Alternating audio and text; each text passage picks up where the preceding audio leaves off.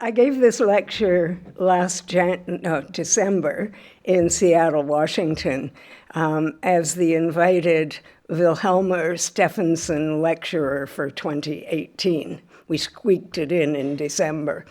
It's been going for about 10 years, funded by the Evelyn Neff Stephenson Fund, which she created in honor of her husband, the great explorer. And so I want to acknowledge her for funding this work.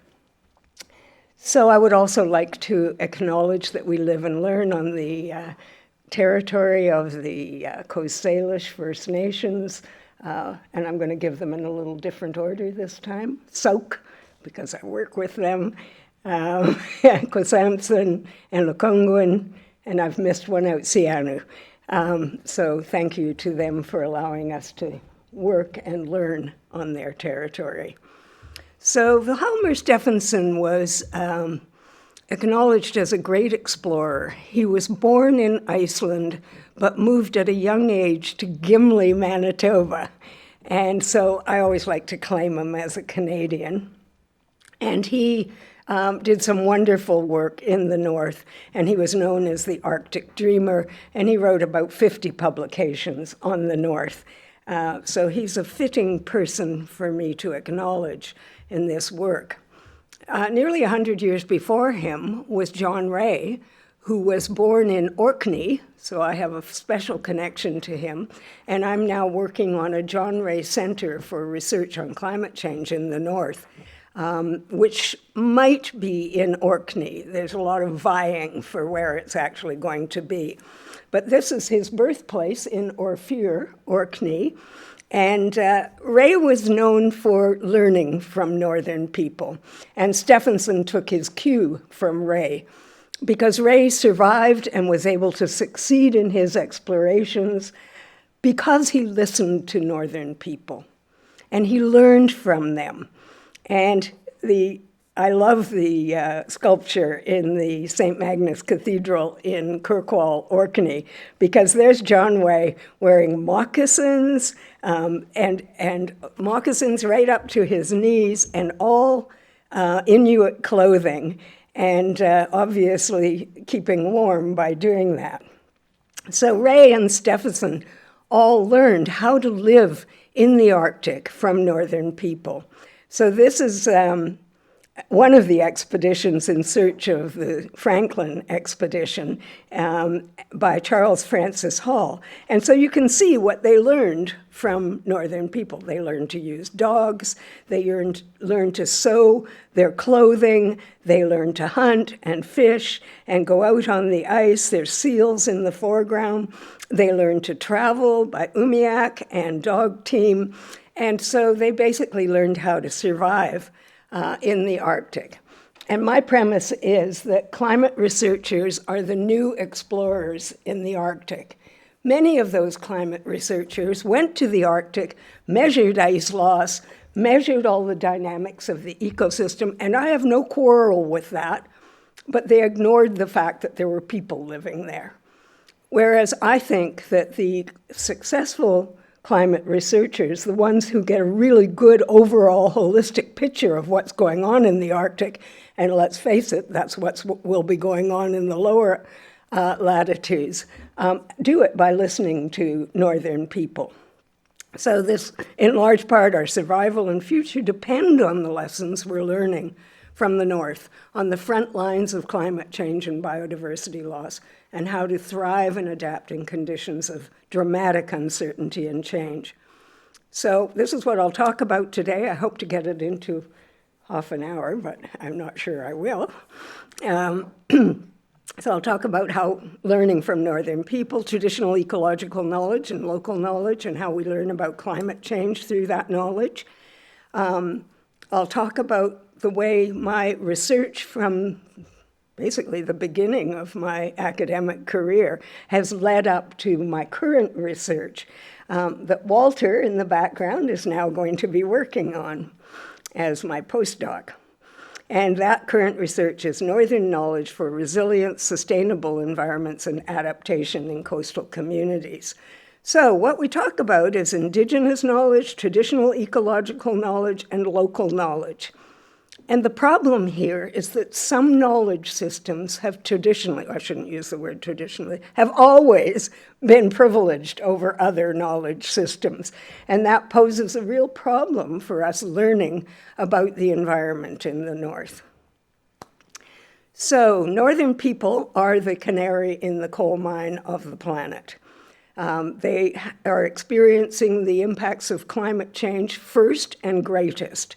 Sea ice loss, permafrost loss, sea level rise, coastal erosion, temperature, biodiversity, species ranges. And those in turn have an impact on livelihoods, food security, indeed identity. And Stephenson wrote a book called The Friendly Arctic because he wanted to show that the Arctic wasn't this forbidding place where we all die if we go there. But Arctic residents are beginning to doubt that the Arctic is still as friendly as it once was because they can no longer live in the same way. And many of the climate activists in the Arctic are talking about the right to be cold, although that sort of passed them by. I gave this lecture in the context of this disastrous decline in sea ice in the Bering Sea. This was 2018, and it had just been published when I went to Seattle. And as you can see, this is a catastrophic loss of sea ice. And this, of course, was only the beginning. This came from the National Snow and Ice Data Center and was very dramatic. So after that, in the 8 months intervening, we've seen the loss of the Greenland ice sheet in catastrophic proportions. We've seen the Amazon fires, not the Arctic, but you're all hearing about these direct impacts of climate change. And in the lower right is a photograph of a funeral that was held in Iceland for the glacier that's just north of Reykjavik. And they grieved the loss of this glacier and set up a plaque there. So the impacts are great. And you're all familiar with the warning that was sounded by the IPCC in their special report number 15, where they said we have 12 years to avoid catastrophic climate change. But more important in that report, I think, is what they said. They said local and indigenous knowledge is important for limiting global warming too. And what we need to do to listen to that knowledge in order to have any hope of achieving the 1.5 degree pathway. I talk mainly about northern Canada, but my research is also in Greenland, Iceland, Norway, Denmark, Sweden, and in fact, all of the circumpolar Arctic. And my focus really is on traditional ecological knowledge. And Walter here will be working on traditional ecological knowledge in the implementation of the Sea Land People Plan of Haida Gwaii for Guayhanas. And that's going to be very interesting. This is Nuuk, Greenland, where people are really starting to investigate what local people in Greenland know and about climate change and how they adapt. And a recent study out in the last few weeks from Denmark looked at the impact of climate change on Greenlanders. And people are calling it ecological grief or ecological trauma, whichever way you want to look at. And they talk about the impact on mental health of Greenlanders of the impacts of climate change. And it's so touching because I listened to a report of one man who'd had to kill his dogs. And they say that the dogs are really the endangered species in Greenland because they can't run dogs anymore. People are dying, drowning, because the ice is unstable now, so they can no longer do transportation, hunting, and fishing on the ice the way they did. And so this is a dramatic loss of their traditional livelihood, and their grief shows through, and their mental health is badly affected by it. So how have we used ecological knowledge? One of the most dramatic ways that we've used ecological knowledge, indigenous ecological knowledge, was finding the Franklin expedition. Now, John Ray knew what had happened to the Franklin expedition, and he told the British government and society what had happened, but he made the mistake of suggesting that there was cannibalism at the end among the survivors, which has since been proved to be correct. But the British establishment just could not hear of that among the gentleman classes, and I emphasize men classes. And so Ray was ostracized from the British establishment, and he never regained his reputation. And most of that was led by Lady Franklin. Hell hath no fury. She really set about to make sure that Franklin's legacy was primary and that John Ray was just completely forgotten. So this is the Terror in 1848. And finding, Parks Canada, of course, as you all know, set about to find the Erebus and the Terror. And they engaged the help of this man, Louis Kamukak. And he is known as an Inuit historian. He knew where the remains of the ship were. He guided Parks Canada to where they were. And indeed, they found the Erebus in 2014. Unfortunately, Louis Kamukak is now no more. So in the last 20 years or so, we've had many, many, many studies of traditional ecological knowledge. And people have tried to talk about the way traditional ecological knowledge can be integrated into policy and management of natural resources and ecosystems, with some resistance from the holders of that knowledge, because they wanted to say, we cannot integrate our knowledge into Western scientific, or whatever you want to call it, knowledge. And so recently people are using words like weaving, braiding, adding, whatever. But the point is that you cannot add that knowledge without adding the knowledge holders. And so that means empowering the knowledge holders to make their own decisions and manage their ecosystems in the way that they know so well how to do, because they've lived in those ecosystems for hundreds of years. They know the dynamics, they know the threats, they know the impacts of human action. And so they are better placed to manage those ecosystems. And they have been doing it for many, many years. So I have some definitions of traditional or indigenous knowledge up here. I won't dwell on those, but certainly you can find them in any of those publications. So mostly traditional ecological knowledge has been around traditional subsistence. And northern peoples had to understand the ecosystem because they depended on it for their lives. More recently, traditional ecological knowledge has been applied to natural resource management and indeed climate change, so that we're learning about climate change. I've been very interested in the transmission of traditional knowledge. We go to school and to universities, but northern peoples learn from each other, and mostly they learn from elders passing on that knowledge to young people, not in the classroom, but out on the land. Most governments have not caught up with traditional knowledge or indigenous knowledge, but the Northwest Territories actually has a traditional knowledge policy, and this is it. The government recognizes that Aboriginal traditional knowledge is a valid and essential source of information about the natural environment and its resources, and they actually do an annual report on traditional knowledge. And now people are more and more, this is a CBC report, recognizing that if we want to learn about the Arctic and learn about climate change and biodiversity loss in the Arctic, we do need to not just talk to, but listen to northern people who've been living there for generations. And a number of studies have now come out trying to document traditional knowledge related to climate change and other environmental changes. This one is called The Caribou Taste Different Now, and that's an excellent book that I recommend.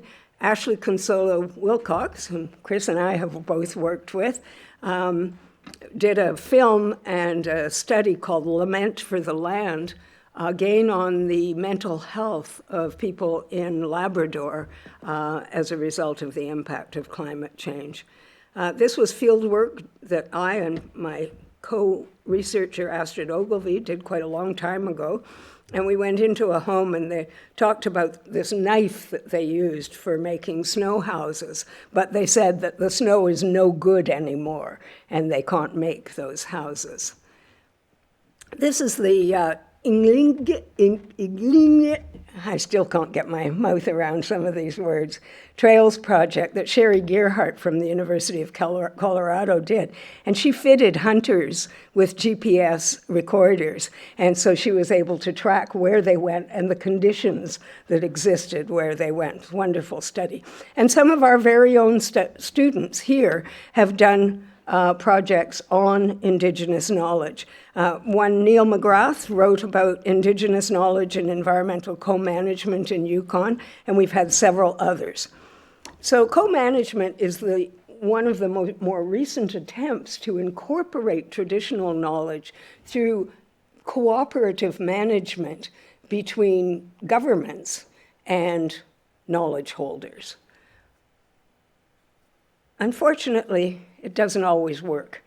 And there have been many, many studies that have shown that when you put these two entities, governments, settler governments, and First Nations or Inuit land managers and knowledge holders together, the government knowledge system is prejudiced and privileged over the other knowledge system. Excuse me. And I do have a cold. Thank you, Robin. There have been many studies about the failures of co-management, and most of those failures are due to power differences in the participants of those tables.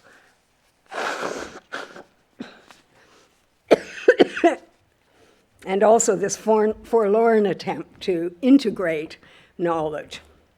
So my past and current research has led up to the research I'm currently doing. Thank you very much.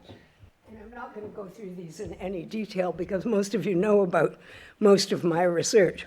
But I'm trying to make a picture of how the findings from these different research projects have led me to where I am now in my current research. So in 2004, this climate assessment came out, Impacts of a Warming Arctic, and that was really the shot across the bow about what was happening in the Arctic. And that was followed very quickly in 2005 by the Arctic Human Development Report. The Arctic Human Development Report was very interesting because it said, we can use the UN development indicators to see what the quality of life is in the Arctic for residents of the Arctic. But the people who wrote the report said, you know, it's not going to work. We need different indicators of the quality of life in Arctic residents. And earlier than that, I had been involved with a small group of 6 people who wrote a prospectus or guide for research in the Arctic. And that was called People in the Arctic because we wanted to signal that there were actually people living in the Arctic and that we had to do research on the human dimensions of the Arctic system.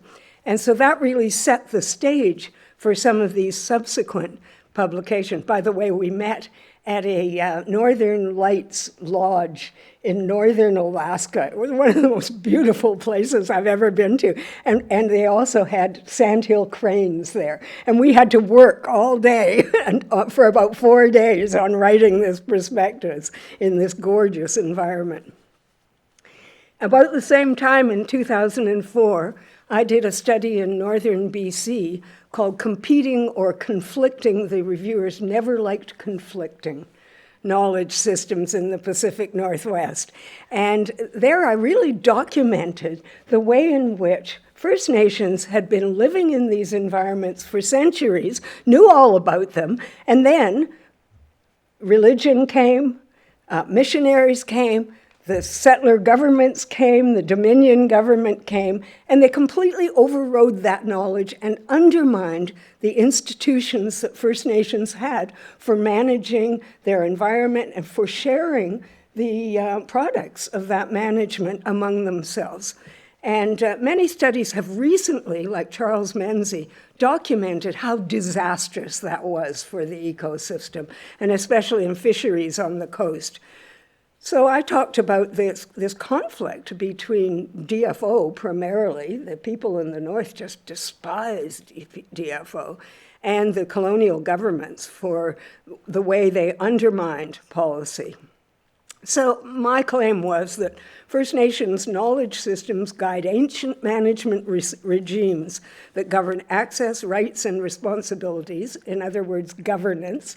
So I've since become very focused on the way knowledge is used in governance and the way traditional values and knowledge can be incorporated into environmental governance. Govern access, rights and responsibility, harvesting, allocation of benefits and costs, technology, education, and training. Conflict with imposed management and knowledge systems, colonial, government, religious, residential schools, who ignored or undermined existing knowledge systems or rules of the game and local institutions. And by doing that, they undermined sustainability. So these are just a few of those conflicting institutions. Co-management has been lauded as the panacea for integrating traditional knowledge, and it has had its benefits. This is the Nishka co-management regime, and I also studied the Haida co-management regime. And the Haida one is very, very interesting because when they set out to manage Guayhanas, they wrote the agreement on 2 pages, on 2 sides of the paper, because they could not agree on how to manage. And so in the end, they just said, look, let's agree to disagree and do what we can. So they wrote the Constitution down on 2 sides of the paper. And, that's also known, I've forgotten his name, our Governor General's husband, Adrian Clarkson's husband, philosopher. Oh, come on, Shirley. Sorry? Yes, thank you. Thank you, Rosie. Comes from a librarian. John Ralston Saul reflected on the 2-strand wampum, and it's very much the same idea. Thank you, Rosie. Brain dead. When I wrote that study, what was that, 15 years ago, people started using it in the classroom. And people wrote to me and said, can we use this in our tables for, what do you call those tables for, agreements, land agreements, etc. And I always said yes, but I'm really embarrassed about it. And this is the reason I'm embarrassed. I talked about all kinds of knowledge, but I never talked about women's knowledge. And so now I'm doing it again. And this time I won't fail to talk about women's knowledge, which of course is so important when you're talking about natural resources. Other projects, coastal zones at risk, of course, this really reinforced my age-old interest in coastal communities because of course I grew up in one in Vancouver. I was a founding member of the University of the Arctic, and there I developed something called an advanced emphasis, which is basically the same as a major in Arctic climate change. And in that, we really tried hard to include Indigenous scholars, and we did right from the very beginning in the design of the program and in the design of the courses. I hate to say it, but we never got that through. It never happened. But now it's happening at Royal Roads University. So we now have, starting in September 2020, the Science and Policy of Climate Change as a graduate certificate, and I'm very excited about that. Okay, then along came in 2007 and 2008. How am I doing for time? Oh, I better move it along. Sorry. IPY. And I was on the executive committee of the Canadian IPY committee, and there was a real attempt for the first time to incorporate the human dimensions of climate change. And we actually put it in the prospectus and in the call for proposals. And we funded a lot of proposals on the human dimensions of climate change. And as I mentioned before, the Arctic Human Development Report, and then leading from the Arctic Human Development Report, I was involved in the Social Indicators Project. And the Social Indicators Project was really interesting because remember I said that the human development indicators didn't work in the Arctic. And the reason that they didn't work, they were fine, you know, they did money, income, health, education, but they needed to do more. They needed to talk about the relationship with the natural environment, with cultural integrity, and with something that we called fate control, which is the power of people to control their own destiny. And of course, Arctic residents, ever since we discovered the Arctic, have always been a prey to governments in the South who know nothing about them and don't care. So we added those three, and I was in charge of the contact with nature indicator, and we did a big study on what that meant and what a good indicator for it was. And we came up with the consumption and harvest of traditional food as the best indicator of well-being of Arctic residents if they could still do this. Then I worked for ArcticNet. I was in charge of Theme 4, which was the adaptation part, knowledge transfer policies and strategies. We talked a lot about traditional knowledge, and I'm not going to go into that. Then along came the project that I was co-PI of called Protected Areas and Poverty Reduction, a Canada-Africa Research and Learning Alliance. And there we worked with the colloquiate and with Ghana and Tanzania. And the study that I did was about governance and the way in which traditional values can be incorporated in governance. And the colloquiate were fascinating because they combined new forms of governance, and they used those quite well with their traditional forms of governance. And they talked about how the totem poles were their constitution, but they also used ecosystem-based management, GIS, adaptive management, partnerships with NGOs, governments, et cetera, but on their terms, and they created their tribal park, which was a huge act of hubris because, of course, the Canadian government would say that that land is not theirs, but they said, I won't say what they said, but they said, and they declared their whole traditional territory a tribal park, and everyone's left it alone. Nobody dares touch it, and they're managing it very well. So the lessons learned from that are that outcomes are uncertain, but there are encouraging signs that innovative forms of governance that build on traditional knowledge and values have the potential to ensure sustainability of the resources, as well as enhancing long-term resilience and sustainability. I won't go through meeting the climate change challenge because that's Ann Dale's project, and you've all heard quite a lot about that, but I investigated Sauk Nation and Prince George in that project. And then the Clam Gardens project, which I have also talked about in this room, so I won't go on about it. But it was wonderful as a way of showing that traditional ecological knowledge is very effective as a basis for managing the ecosystem. We didn't know anything about clam gardens until John Harper flew over the BC coast. He had a mapping exercise that he was doing. He kept seeing these structures, and he didn't know what they were. So he landed and talked to the First Nations all up the coast, and they told him what they were. They're ancient structures to enhance clam culture and harvesting. They're known as fishers of salmon, et cetera, but they had to have alternative livelihood strategies. And this was a woman's alternative livelihood strategy. And they'd get up in the middle of the night at low tide and harvest the clams. And there are structures, walls at the intertidal zone to improve the habitat for clams. And the clams were just enormous. And so the productivity of the clam gardens was about 10 times the productivity of a normal clam beach.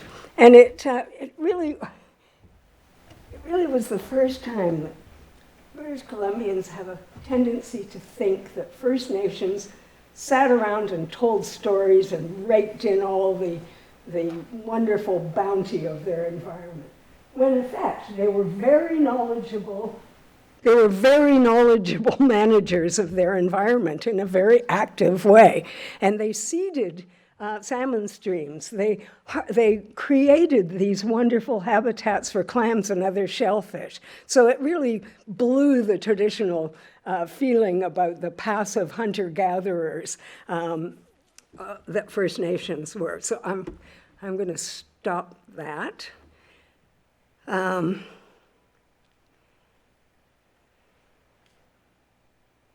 So my two new research projects are Arctic Climate Predictions, Pathways to Resilient Sustainable Societies. Until now, climate models have been huge planetary models, and they're absolutely useless for communities who are trying to adapt to climate change. So what this team on this research project, I'm an international collaborator, the only Canadian on this project, because I'm in charge of synthesis. But what we're trying to do is to create regional and local models that better show communities what's going to happen in their communities so that they can plan and adapt to those changes. So half of the project are climate modelers who speak their own language. The other half are the social scientists, like me and several other people, although I also have a natural science background, which helps a lot in this synthesis challenge. But basically, we have to talk to each other, and they have to tell us what the models are showing. We have to tell and work with the communities and help them plan and adapt. So there are 6 work packages, and I'm in charge of the synthesis work package. And believe me, that's a very tough task, because at our first annual meeting, I'm going to try and finish at 1:45. Our first annual meeting, the modelers got up and told us all about their models, and the social scientists were rolling their eyes. Then in the afternoon, the social scientists talked, and the modelers were rolling their eyes. And it was my job to bring them together, and I'm still working on that tough job. And we're working in Iceland, Greenland, and northern Norway. Okay, so now that brings us to Noorseek. I have 4 minutes to talk about Noorseek, and you're going to be hearing a lot about Noorseek. I'm the PI of this. I forget.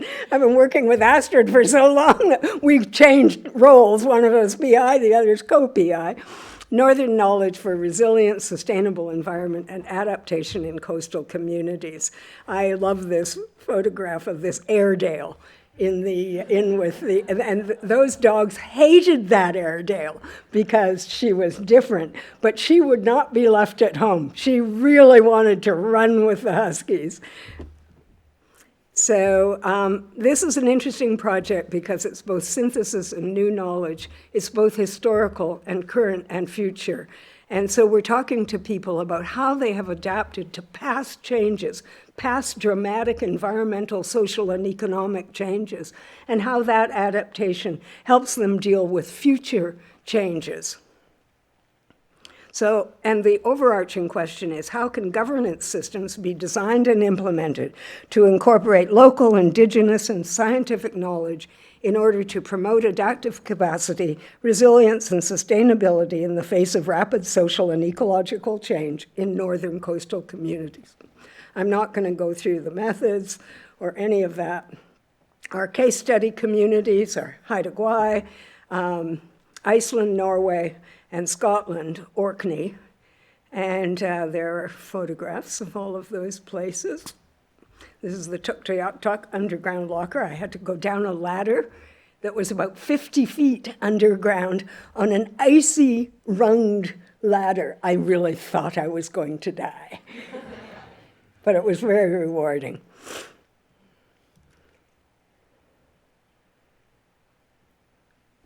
Okay, I'm going to finish where I started.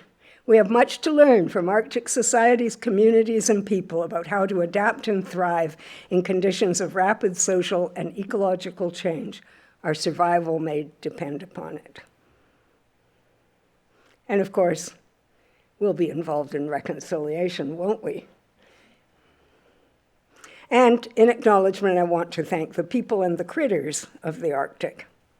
Thank you. I made it.